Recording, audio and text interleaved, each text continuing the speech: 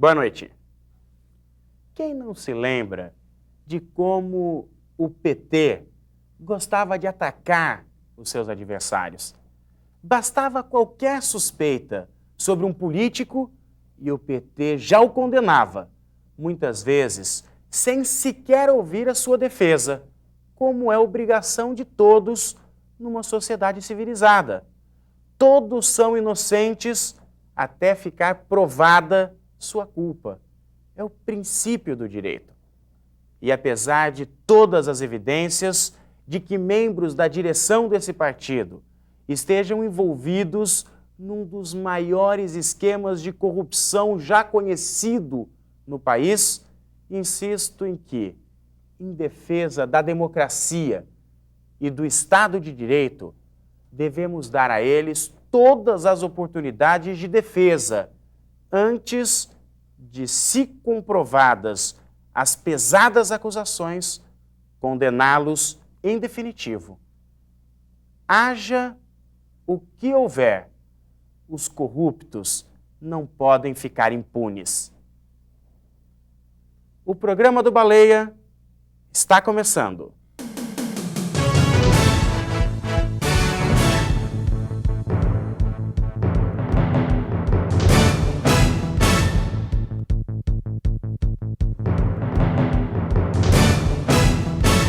Cerca de 70 mil pessoas estiveram neste final de semana no Morro de São Bento para prestigiar o 12º Festival Tanabata de Ribeirão Preto. A milenar cultura japonesa é lembrada nesta festa que se baseia numa lenda chinesa de mais de 4.000 anos. As cores, os aromas, os sons da cultura japonesa se mesclam com a cultura brasileira nesses 3 dias de integração de terras tão diferentes. A abertura oficial do 12º Festival Tanabata aconteceu na sexta-feira à noite, com a apresentação de várias manifestações artísticas. O Tanabata foi realizado no Morro de São Bento e organizado pela comunidade japonesa local, como a Associação Nipo-Brasileira, a Sociedade Cultural Japonesa e a Secretaria da Cultura. O Festival Tanabata visa mais a integração da cultura milenar japonesa para ser difundida no Brasil, porque hoje está muito na moda falar em comida, costumes, da parte oriental. E quanto mais a gente vai divulgando, vai ficando melhor o entrosamento, não havendo um distanciamento entre as culturas. O público que acompanha o crescimento dessa festa cultural já tem no calendário anual um compromisso em não perder o que acontece por aqui. Eu acho importante o Festival Tanabata para mostrar a cultura oriental. E a cada ano que passa, o evento fica maior ainda, assim, mostrando a cultura enorme, a cultura linda que é a cultura japonesa. A festa é muito bonita, faz muitos anos que a gente está sempre presente. Coisas que tem aqui, uma mais linda do que a outra. E das árvores, é muito bonita.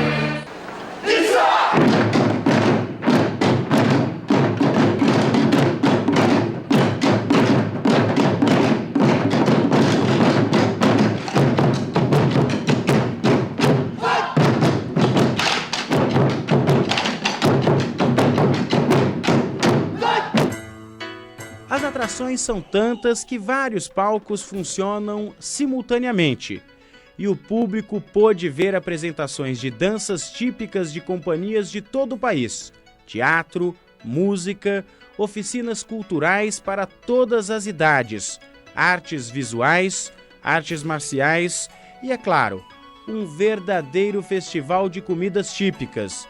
E todo mundo aproveitou as delícias. Do festival eu gosto da decoração, acho muito bonito, gosto também das danças, né? De tudo que é apresentado aqui, né? As comidas então, todas são ótimas, todas, não tem nenhuma.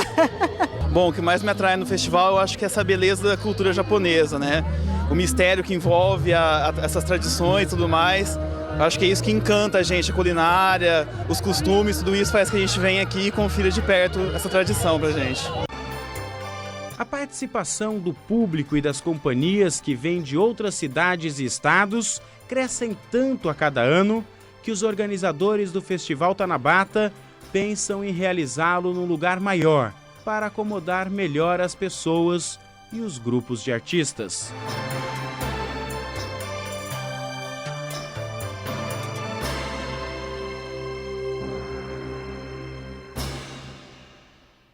Uma verdadeira integração entre os povos. É o que acontece a cada ano no Festival Tanabata. No próximo bloco, o assunto é o tombamento de 4 imóveis importantes para a história da formação de Ribeirão Preto.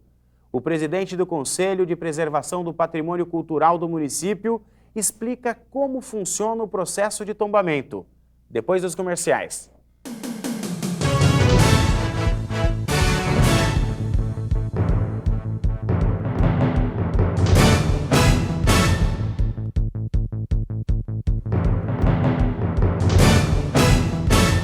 Para garantir o sucesso do seu evento, comece contratando com sucesso. Madeireira Brasil Banda Show. Todos os estilos para todos os gostos. Madeireira Brasil Banda Show. 635-6890 e 9991-2214. Domingo é dia de pescaria.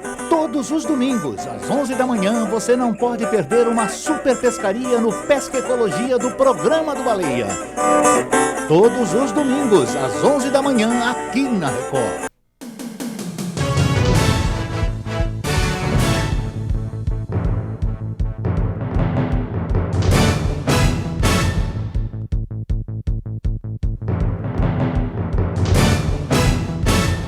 No final da semana passada, o Conselho de Preservação do Patrimônio Histórico de Ribeirão Preto aprovou definitivamente o tombamento de 4 imóveis na cidade que, preservados, devem ajudar a contar e preservar a nossa história.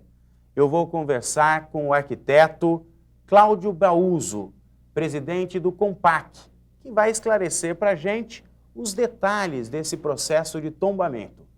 Boa noite, Cláudio. Boa noite. Bom, quais são esses 4 imóveis que foram tombados? Entre 13 processos de tombamento atuais em Ribeirão Preto, 4 chegaram ao final, que são os prédios da antiga Algodoeira Matarazzo, na Saldanha Marinho, com a Campos Sales. Ali é o marco da industrialização em Ribeirão Preto, que pega aquele eixo da Jerônimo Gonçalves, vai até a antiga Cerâmica São Luís e Cianê. O outro prédio é o da Sambra e Penha, na Avenida Brasil.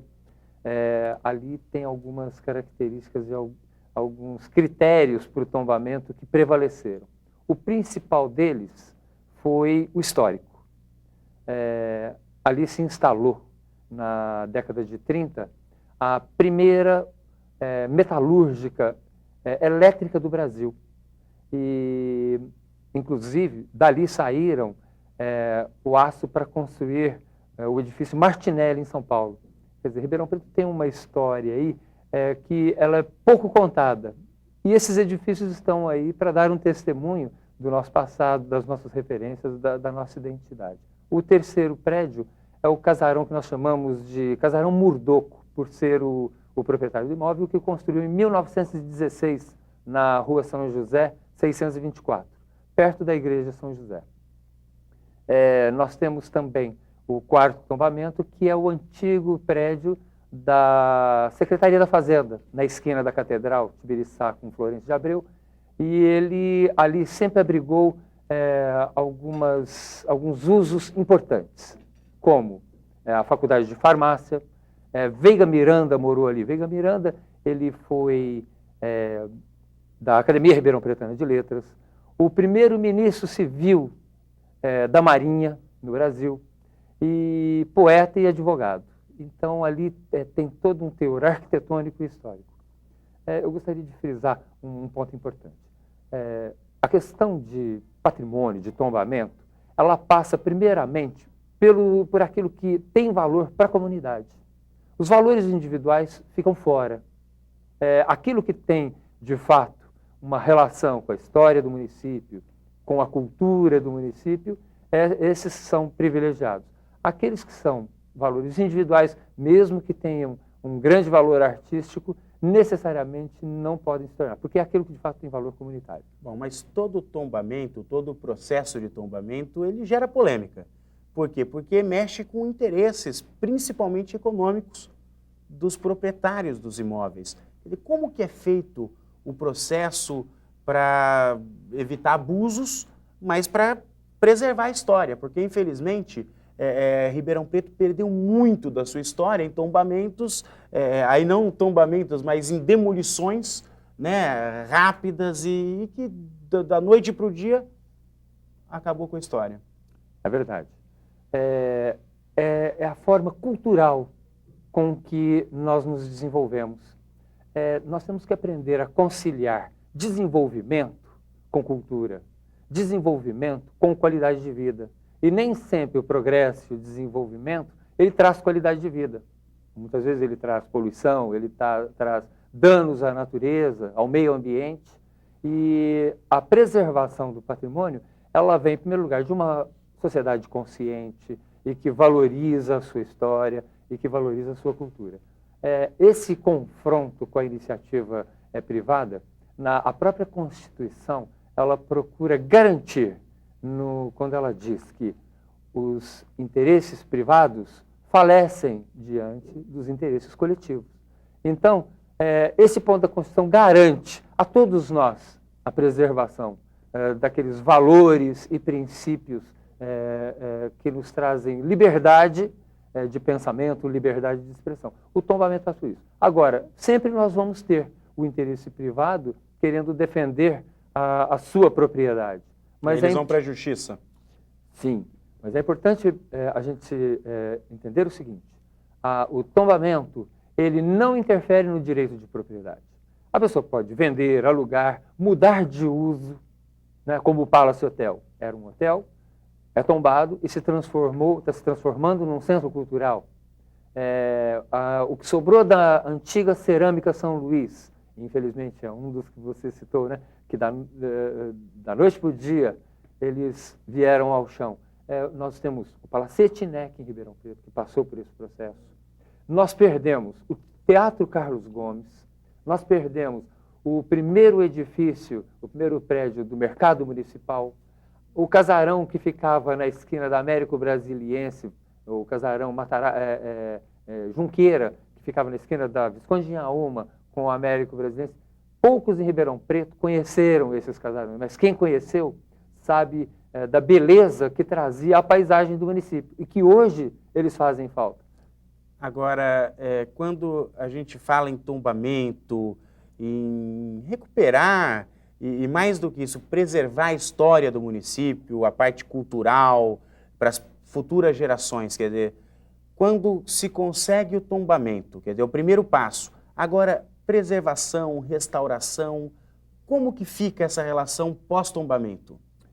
O proprietário, ele tem uma responsabilidade de manter o seu imóvel íntegro, isso seja tombado ou não. No caso do tombamento, o instituto que promove o tombamento tem uma corresponsabilidade. Se for estadual, o CONDEFAT, se for o municipal, o COMPAC, isso transfere para o município e para o estado uma corresponsabilidade de manter aquele imóvel. Então, o proprietário ele pode recorrer ao estado, ao município, ao governo, para que este o ajude a manter o prédio e capte recursos e patrocínio para restaurá-lo. Bom, nesses últimos anos, o COMPAC tem mostrado, externado uma atuação muito forte em Ribeirão Preto, muito mais ativo do que em outras épocas. Quer dizer, como que é o trabalho do Compac? O trabalho do Compac, ele é paritário. Sociedade civil, governo. E com também incentivo da iniciativa privada, que ela é que patrocina as obras que geralmente elas não são baratas, por não ter uma mão de obra, por ser mão de obra qualificada, e nós não termos essa mão de obra em Ribeirão Preto, geralmente nós temos que exportar. Mas o trabalho do Compac, ele vem com a participação da sociedade. Então nós temos a Ordem dos Advogados do Brasil, o Instituto dos Arquitetos, a Academia Ribeirão Pretana de Letras, a Associação de Bairros, fora as secretarias ligadas a fins, né, para que haja a Secretaria da Cultura, a Secretaria da Infraestrutura, Planejamento. Então, nós vemos toda a sociedade engajada e não centrado numa pessoa. Quando nós nos unimos, nós temos força. Se nós nos individualizamos, o que o modernismo promove demais, o individualismo, nós perdemos força. Ele tem se fortalecido exatamente pela cooperação das partes e o governo também tem. O governo, eu falo de uma forma geral, não este ou aquele, talvez por imposição da lei. Agora, o grande trunfo de tudo isso é o Ministério Público, é a ação do Ministério Público. Porque, como você disse, o interesse privado, o interesse especulativo, ele é muito forte. E, nesse momento, precisa de um intermediador que tenha força legal. E esse tem sido o Ministério Público. Bom, um exemplo de prédio histórico, importante no município, que foi tombado e restaurado, até decora o nosso estúdio aqui, é o Teatro Pedro II. Quer dizer, é um símbolo de toda essa luta, né? Sim, é um símbolo da luta.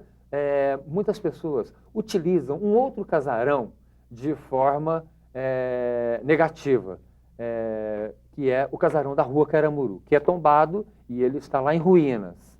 Mas ali é uma questão que está até sendo tratada juridicamente. Mas nós temos os grandes exemplos positivos. Palace Hotel, o Pedro II, que sofreu um incêndio no início da década de 80, e hoje ele é o cartão postal de Ribeirão Preto, é o orgulho de todo Ribeirão Pretano. Bom, infelizmente o nosso tempo se esgotou, mas muito obrigado pelas informações. Eu que agradeço, Baleia, e estamos à disposição do Compac para que essa questão cultural ela possa cada dia mais ganhar força em Ribeirão Preto. Muito bem. Eu queria agradecer você pela audiência e deixar o convite já para estarmos juntos amanhã, às 6:45 da noite, aqui na TV Record, para mais um programa do Baleia. Uma boa noite, até amanhã.